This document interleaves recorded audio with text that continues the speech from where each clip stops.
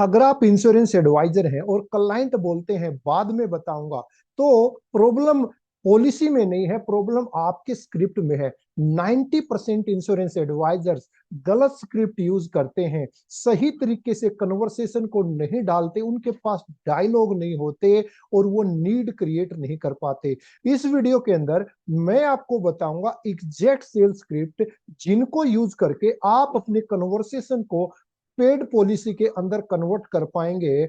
नमस्कार दोस्तों, मैं हूं मनमोहन अत्री, जो कि इंश्योरेंस एडवाइजर को डिजिटली फ्री करने के लिए और उनको फाइनेंशियल फ्रीडम देने के लिए काम कर रहा हूं। मैं इंश्योरेंस एडवाइजर को डिजिटली सेल क्लोज करना सिखाता हूं।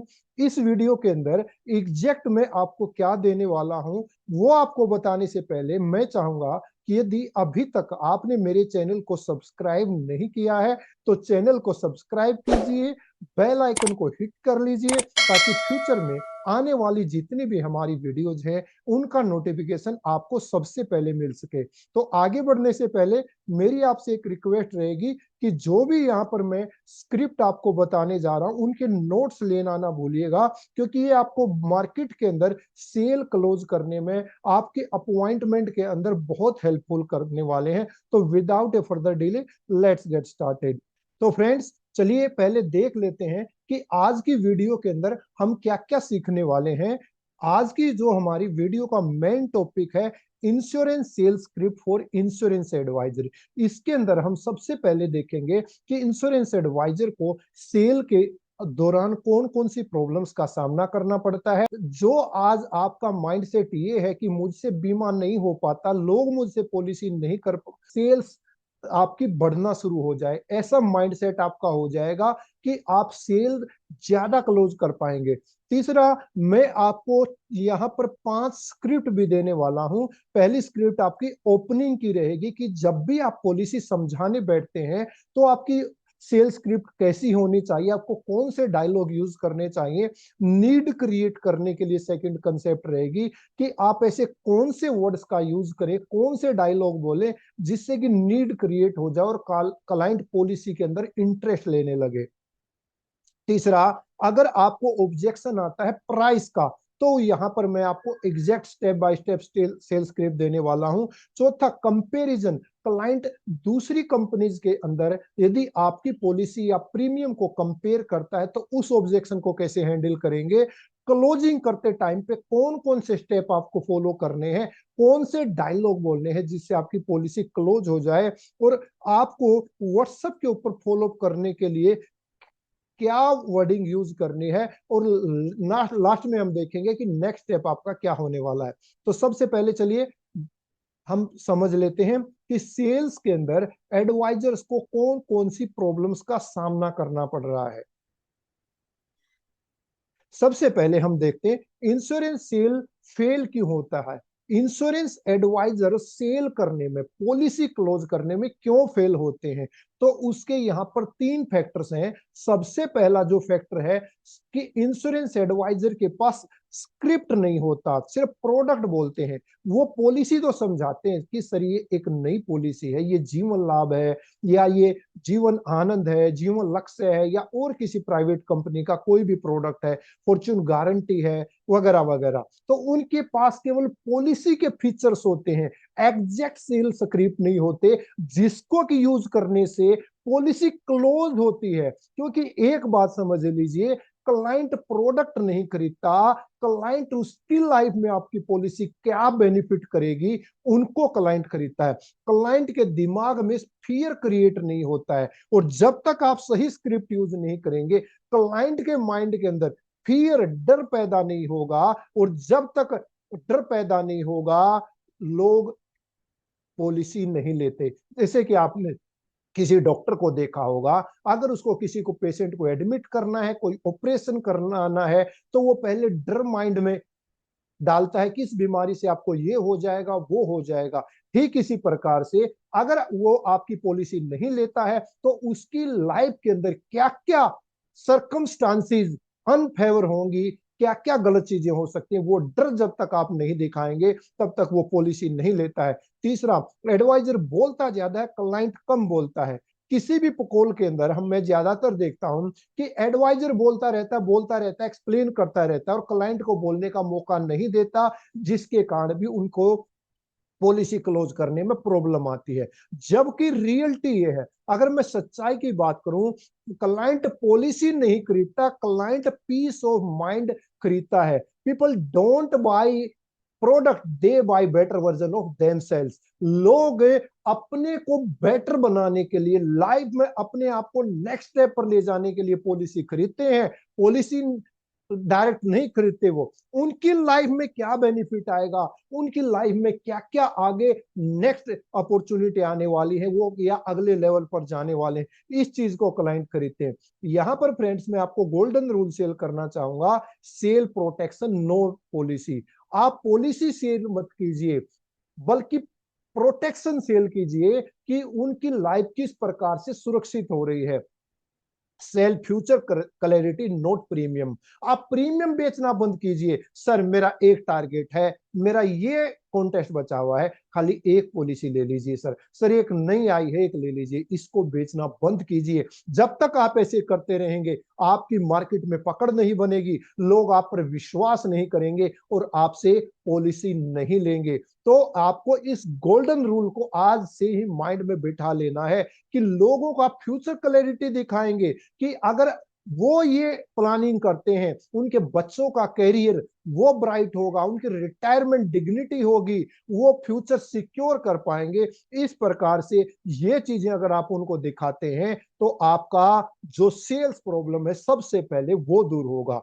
अब सेल माइंडसेट शिफ्ट की यहां पर मैं बात करता हूं कि इंश्योरेंस सेलिंग रियली में क्या है। इंश्योरेंस सेल्स जो है वो कन्वर्सेशन का गेम है।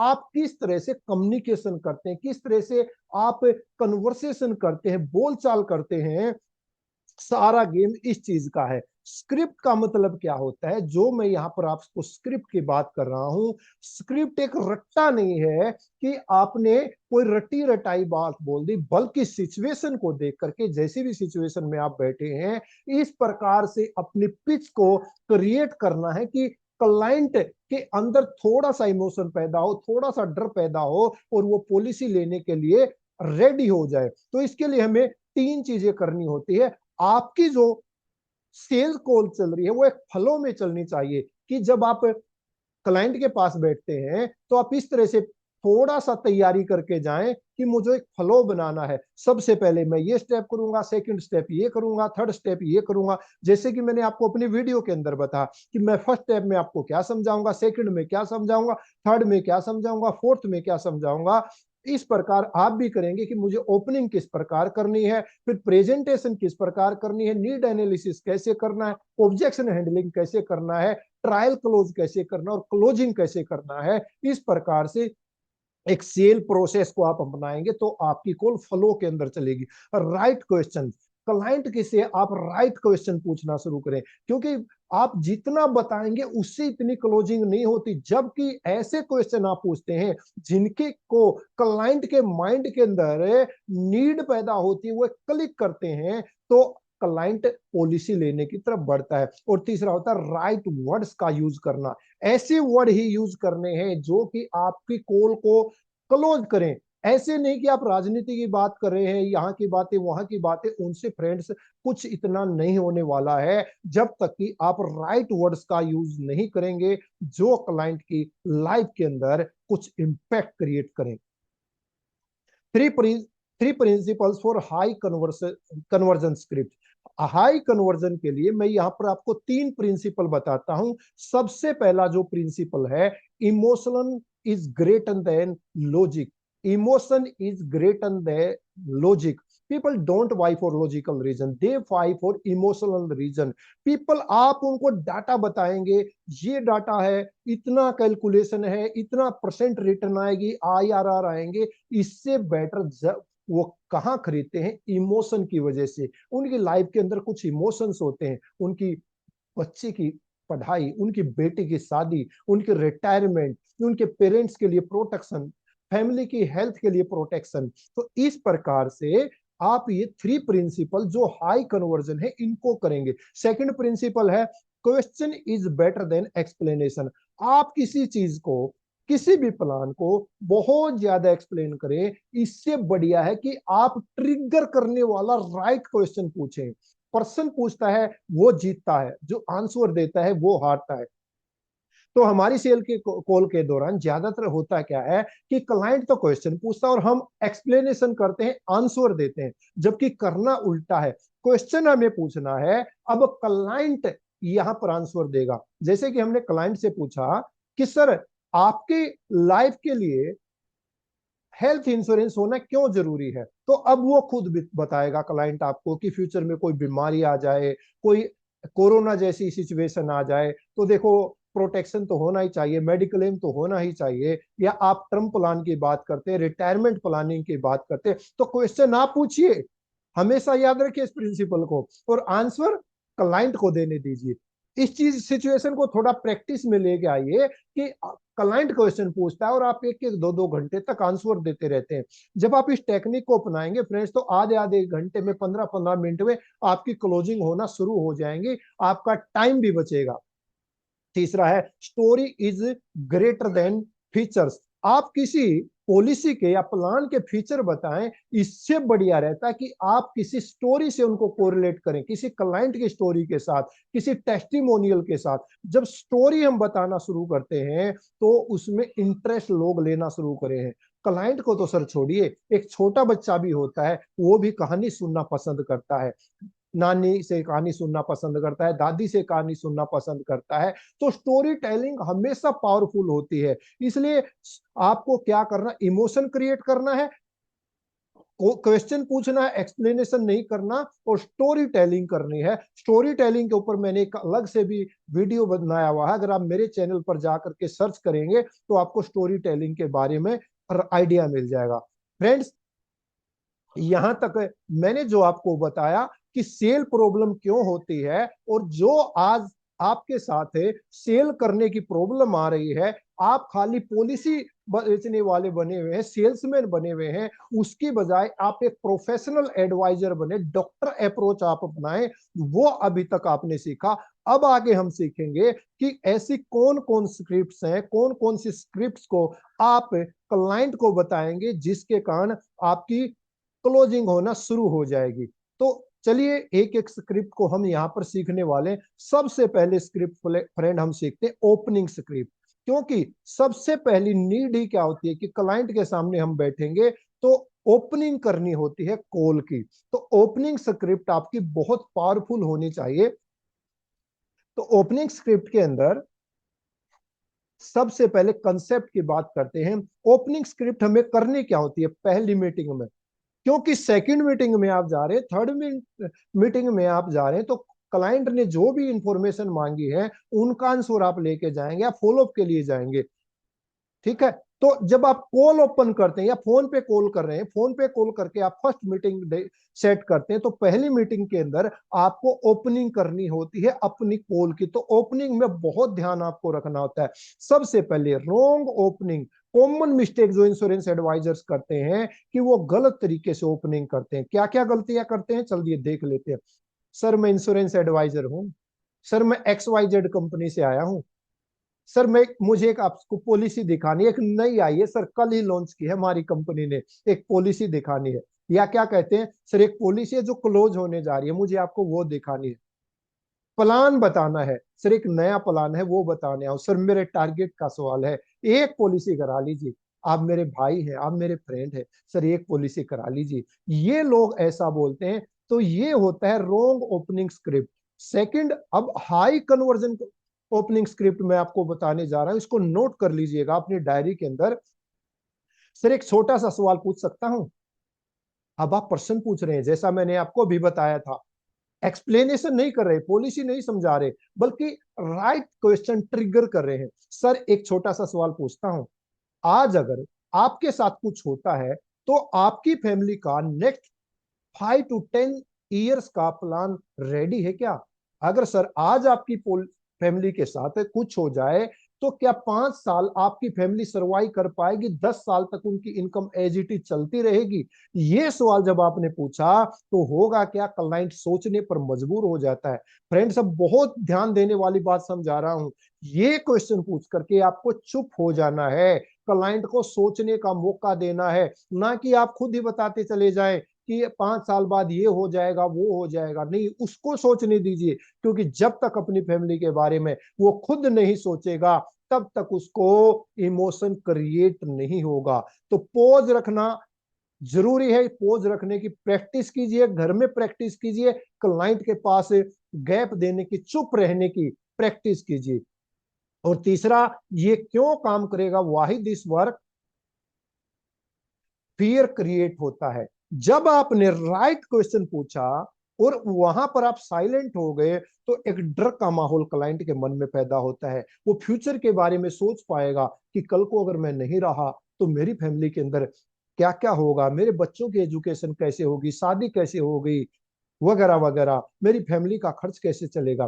क्लाइंट इमोशनली ओपन होता है, एडवाइजर अथॉरिटी में आता है। और जब क्लाइंट डर में होता है तो तब वो कहता, देखिए सर, मैंने तो अभी तक ऐसा प्लान नहीं किया है, आपके पास कोई बेटर प्लान हो तो बताइए, आप मेरी फैमिली को सिक्योर कर सकते तो बताइए। तो अथॉरिटी एडवाइजर के पास आती है, ना कि क्लाइंट के पास। इससे पहले आप जो मीटिंग करते थे, अथॉरिटी किसके पास रहती थी? फ्रेंड, जरा सोच के बताइए कि आज तक आपने जो भी मीटिंग की हैं, आप आंसर देते हैं, क्लाइंट आपके सामने वाली चेयर पर होता है, बॉस चेयर पर होता है, और आप एक सेल्समैन की तरह उसके साथ बैठते हैं। अब इस स्क्रिप्ट को आप यूज कीजिए, ऐसे एज इट इज आप कॉपी करेंगे। अब देखना, अथॉरिटी आपके पास आ जाएगी और क्लाइंट सामने कटघरे में होगा, वो आपके सवाल का जवाब दे रहा होगा, आप क्वेश्चन पूछ रहे होंगे। तो इस प्रकार से ये ओपनिंग स्क्रिप्ट मैंने आपको बताई। फ्रेंड्स, कमेंट सेक्शन के अंदर बताइएगा कि ये ओपनिंग स्क्रिप्ट आपको कैसी लगी और आप कहां पर गलतियां कर रहे थे और आज से आप अपने स्क्रिप्ट के अंदर क्या सुधार करने वाले हैं। अब मैं सेकंड स्क्रिप्ट की तरफ बढ़ता हूं। फर्स्ट मीटिंग की हमने की, क्वेश्चन पूछा, अब नीड क्रिएट करेंगे। ये सारी बातें होगी, नीड क्रिएट करना है हमें क्लाइंट के मन में। सबसे पहले प्रॉब्लम एम्प्लीफिकेशन की हम बात करते हैं।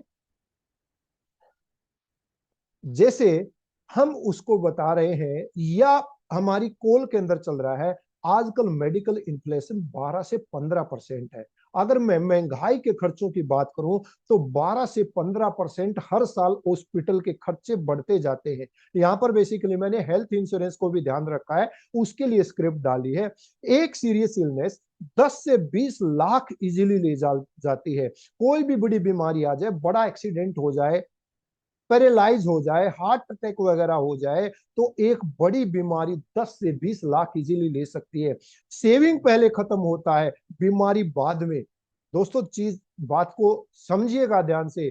जब हम हॉस्पिटल के अंदर एडमिट होते हैं, हमारे पास जितने भी पैसे होते हैं कैश में, बैंक में, या एफडी वगैरह होते हैं, या फिर हम उधार भी लेते हैं, जितनी भी हमारे पास सेविंग होती है वो सारी खत्म हो जाती है और बीमारी कंटिन्यू चलती रहती है।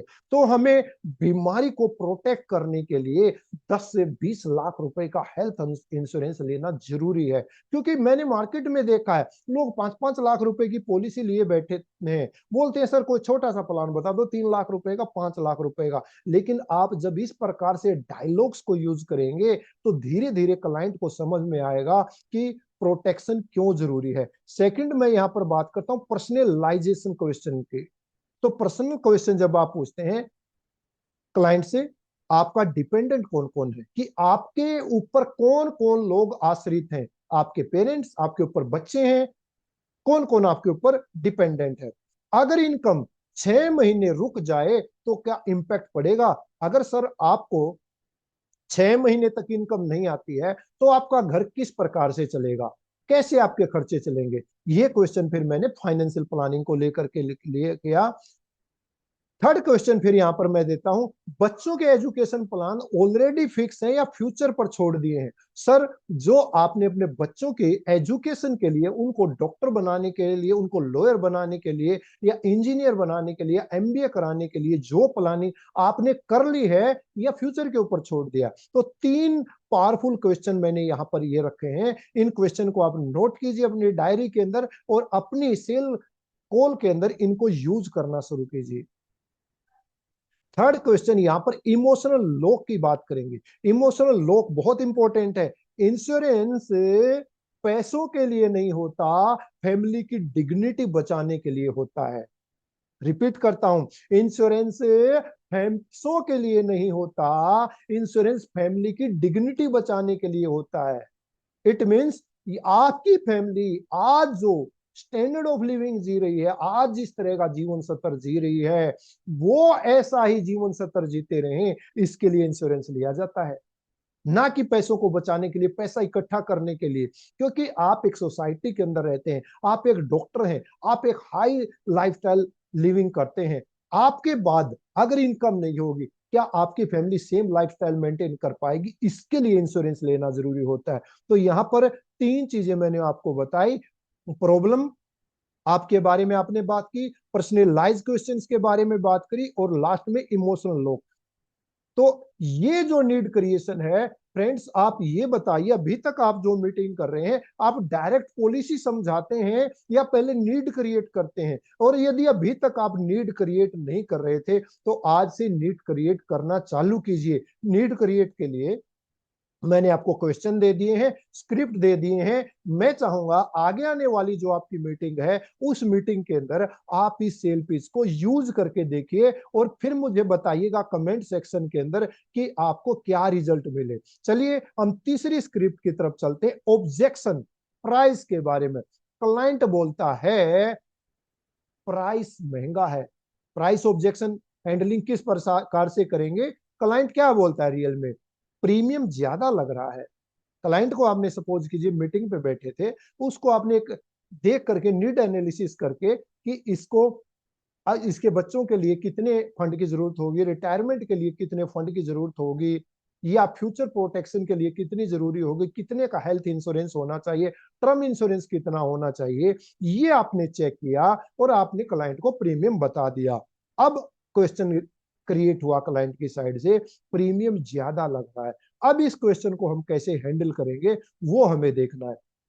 सबसे पहले वही मैं पिछली स्क्रिप्ट की तरह बात करूंगा कि रोंग रिप्लाई आप अभी तक क्या गलती कर रहे हैं और सही आंसर क्या है। हाई कन्वर्जन स्क्रिप्ट मैं आपको दूंगा और रिफ्रेम करेंगे फिर इस टेक्निक को कि ये किस तरह से काम करती है। सबसे पहले रोंग रिप्लाई, क्लाइंट ने जैसे ही बोला प्रीमियम ज्यादा लग रहा है, आप क्या कहते हैं? सर सस्ता प्लान भी है।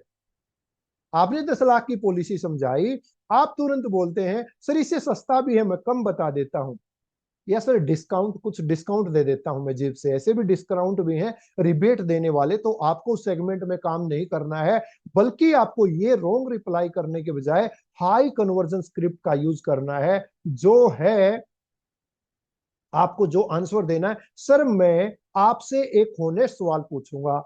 तो किसी भी ऑब्जेक्शन का आंसर आपको सवाल पूछने से देना है। पहले सवाल पूछना है, फिर उसका आंसर देना और फिर कोरिलेट करना उसको। सर मैं आपसे एक सवाल पूछना चाहूंगा, ज्यादा महंगा क्या है, प्रीमियम या रिग्रेट? जो प्रीमियम मैंने बताया वो ज्यादा महंगा है, या आपके ना रहने पर आपकी फैमिली जो सरवाइव करेगी वो ज्यादा महंगा पड़ेगा, पछतावा, रिग्रेट? तो वो जो रिग्रेट होगा उसकी पूर्ति आप और आपकी फैमिली कभी नहीं कर पाएंगे। अब इसको हम कोरिलेट करेंगे। प्रॉब्लम तब होती है जब प्रोटेक्शन कम पड़ जाती है। प्रॉब्लम कम कब आती है कि आपने आज 2 लाख सम एश्योर्ड की पॉलिसी ले ली, 5 लाख सम एश्योर्ड की पॉलिसी ले ली, और वो जब आपकी फैमिली को क्लेम मिलता है 6 महीने से 1 साल के अंदर खत्म हो जाता है, तो आगे के 5-10 साल वो कैसे सर्वाइव करेंगे? आपने 5 लाख रुपए का हेल्थ इंश्योरेंस लिया था, हॉस्पिटल में जाके पता चला बिल तो 15 लाख रुपए का हो आ रहा है। अब उस 10 लाख रुपए का गैप है, उसकी पूर्ति आप कहां से करेंगे? ब्याज पे करके या लोगों से उधार मांग करके? सोचिएगा एक बार। तो इस प्रकार से फ्रेंड्स आपने आंसर किया। अब इसको रिफ्रेम करते हैं टेक्निक को। ये खर्चा नहीं है, रिस्क ट्रांसफर है। क्लाइंट को अब आप सक्सेस कर रहे हैं, समराइज कर रहे हैं। सर जो आपको प्रीमियम महंगा लग रहा है उसको एक खर्चा ना समझिए, बल्कि आपकी फैमिली के अंदर जो रिस्क है आप उसको हमारी कंपनी के ऊपर ट्रांसफर कर रहे हैं। आज थोड़ा सा प्रीमियम, कल करोड़ का रिलीफ। आज आप जो थोड़ा सा प्रीमियम देंगे वो फ्यूचर में आपको करोड़ों रुपए की मानसिक शांति देगा। और एक बात समझ लीजिए फ्रेंड्स, अगर फ्यूचर में क्लाइंट के साथ ये दिक्कत आती है तो उसकी रातों की नींद छीन जाती है। हॉस्पिटल में डॉक्टर ने बोल दिया भैया ऑपरेशन में तो 20 लाख रुपए का खर्चा आएगा, आपके पास है 50,000 रुपए। अब कहां से आप इसका बंदोबस्त करेंगे, कहां से लाएंगे? पेशेंट की जो बीमारी है वो बड़े हालात खराब कर देती है। मैंने बड़े बड़े लोगों को, जिनके पास बहुत अच्छा बजट था, जिनकी लाइफ बहुत अच्छी चल रही थी, देखा है एक बीमारी ने उनकी लाइफ की तहस नहस कर दिया, उनकी रातों की नींद भंग कर दी और शांति उनकी अशांति में बदल गई। फ्रेंड्स, जब क्लाइंट को आप इस तरीके से जाकर के एजुकेट करेंगे तो देखिएगा रिजल्ट्स अलग ही आपको होने वाले हैं। चलिए अब मैं चौथी स्क्रिप्ट की बात करता हूं, कंपैरिजन। क्लाइंट बोलता है नया ऑब्जेक्शन, प्राइस ऑब्जेक्शन हैंडलिंग मैं और जगह से चेक करता हूं। आप क्लाइंट के पास बैठे, आपने उसकी एज के अकॉर्डिंग, उसकी इनकम के अकॉर्डिंग उसको प्रीमियम बता दिया, वो लाइफ का बता दिया या हेल्थ का बता दिया। अब क्लाइंट नया ऑब्जेक्शन लेकर के आता आपके सामने। अब उसको आपको कैसे यूज करना है कि दूसरी कंपनी से कंपेयर करता हूं। तो स्मार्ट स्क्रिप्ट आप मैं यहां पर दे रहा हूं। पिछली स्क्रिप्ट्स के अंदर आप सीख गए होंगे कि आप गलती कहां पर करते हैं। हाई कन्वर्जेशन स्क्रिप्ट क्या है, तो अभी तक आपकी खूब प्रैक्टिस हो चुकी है, इसलिए मैं वो यहां पर नहीं ले रहा हूं। तो आपको सीधे क्या करना है, सबसे पहले अब सीधे उसको मैं बताता हूं किस प्रकार से हैंडल करना है। बिल्कुल सही है सर, आप कंपेयर कर लीजिए। आपको ना नहीं करना है। अगर आप बोलेंगे, जब प्रेशर करेंगे तो वो आपसे दूर चला जाएगा। आपको ना नहीं करना, आपको उसकी हाँ में हाँ मिलानी है। यस में यस मिलाएंगे तो वो आप पर ट्रस्ट करता है। बिल्कुल सर, सही कह रहे हैं आप कंपेयर कर लीजिए। बस एक चीज कंपेयर करना मत भूलना।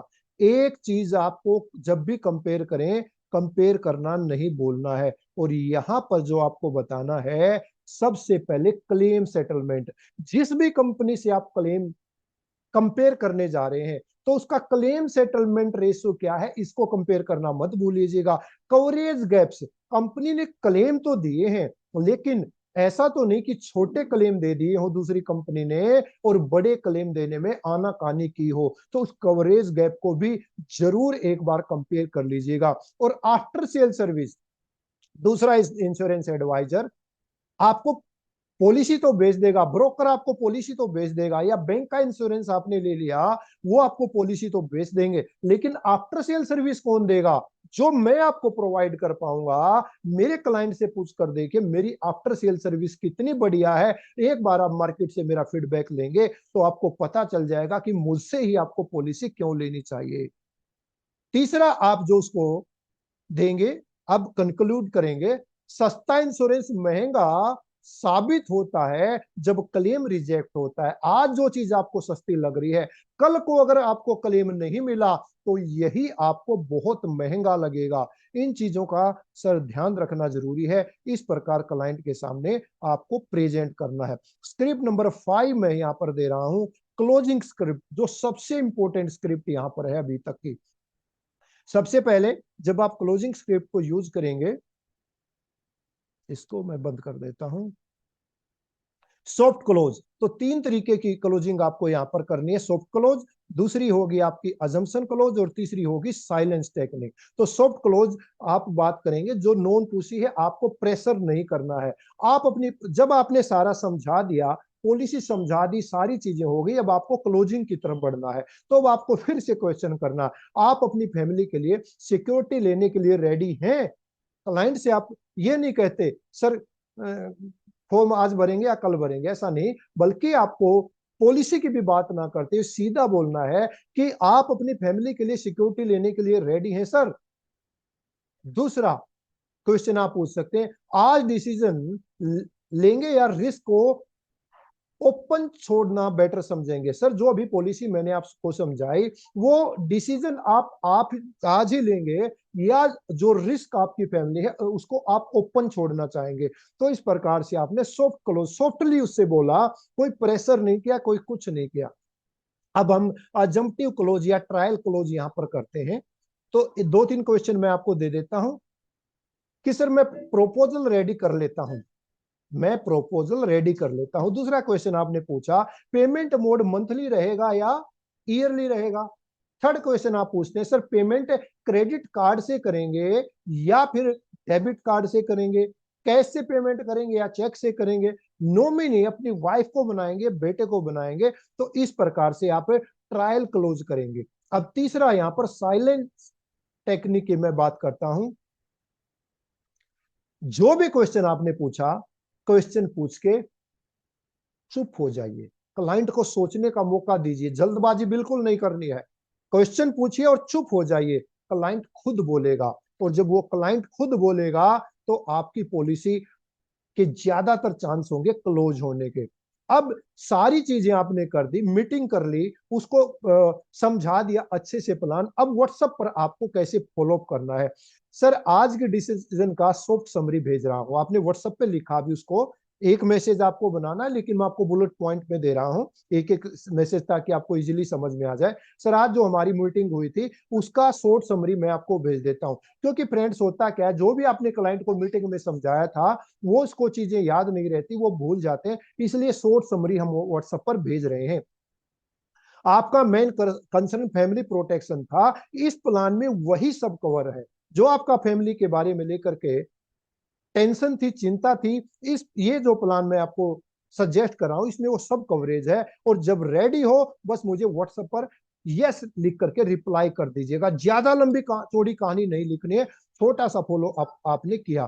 तो इस प्रकार से फ्रेंड ये सारे स्क्रिप्ट आप अपनी पॉलिसी क्लोजिंग के अंदर करेंगे, सही तरीके से आप कॉल ओपन करेंगे, फैक्ट फाइंडिंग करेंगे और फिर प्रेजेंटेशन करेंगे, ऑब्जेक्शन को हैंडल करेंगे और ट्रायल क्लोज वगैरह जो मैंने 3 आपको बताए वो सब करेंगे और फिर फॉलो अप करेंगे। तो अब आ जाता है नेक्स्ट स्टेप, आपको क्या करना है। अब मैं नेक्स्ट स्टेप की तरफ बढ़ता हूं। फ्रेंड्स यदि आप अपने इंश्योरेंस कैरियर के अंदर सफल होना चाहते हैं, आप एक सफल इंश्योरेंस एडवाइजर बनना चाहते हैं और डेली रिजेक्शन से आप थक चुके हो, तो कमेंट कीजिए स्क्रिप्ट, इस वीडियो के अंदर आप कमेंट कीजिए स्क्रिप्ट। मैं फ्री ट्रेनिंग आपको प्रोवाइड करूंगा और जो एडवांस स्क्रिप्ट है, इससे भी अच्छी स्क्रिप्ट है, वो आपको शेयर कर दूंगा। बस आपको करना क्या है कि मेरा जो व्हाट्सएप कम्युनिटी का लिंक है, मास्टरमाइंड कम्युनिटी, उस मास्टरमाइंड कम्युनिटी को आप ज्वाइन कर लीजिए और चैनल को सब्सक्राइब मत करना भूलिएगा अपने दोस्तों के साथ। और यदि आप एक डेवलपमेंट ऑफिसर या CLIA हैं या किसी कंपनी के सेल्स मैनेजर, यूनिट मैनेजर हैं, तो इसको अपनी टीम के साथ जरूर शेयर कीजिए। मैं ऐसे ही और आइडियाज आपके साथ लेकर के आता रहूंगा। मिलता हूं जल्दी आपसे एक और नई ऐसी ही शानदार वीडियो के साथ। तब तक सीखते रहिए, इंप्लीमेंट करते रहिए और अपने बिजनेस को ऐसे ही ग्रो करते रहिए। जय हिंद, जय भारत।